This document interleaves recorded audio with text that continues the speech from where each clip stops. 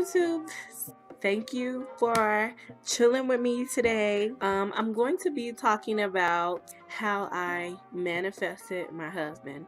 At the time, I didn't know anything about manifestation or how it worked. And after it happened, I want to say like the middle part of last year is when I found out manifestation was and how it worked and everything.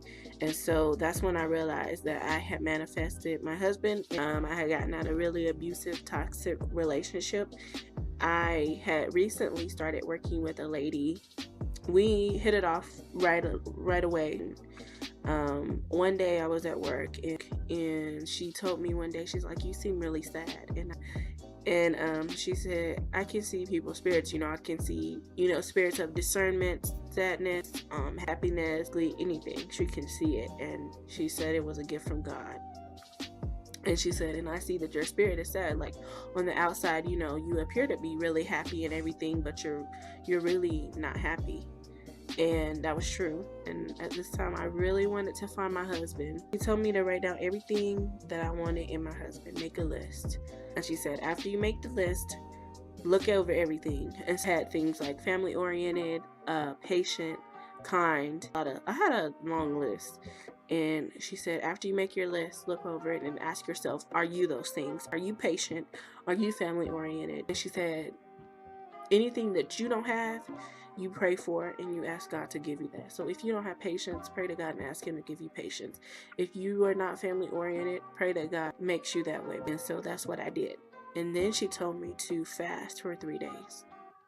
I couldn't fast from food at this time for health reasons. And I told her that. He basically said, fasting is giving back to God.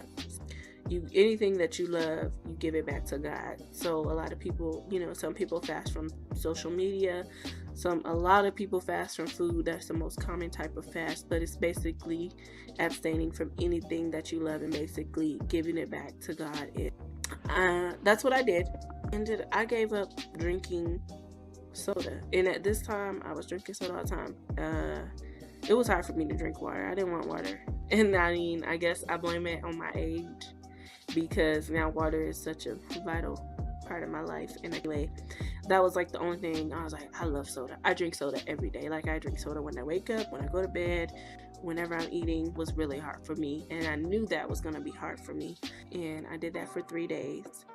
And anytime that I felt like I was going to cave and drink soda, I would pull out my list and pray, say, God, make him loving, make him caring, make him family oriented.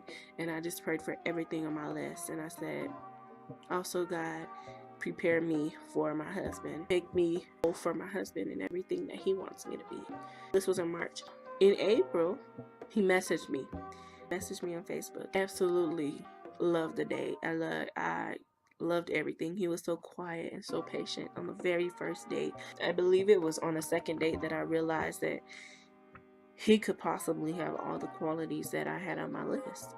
Before I got too invested in him, I prayed and I said, God, please let me, if he is not for me, if this is not my husband, remove him from my life, like before I get attached and everything.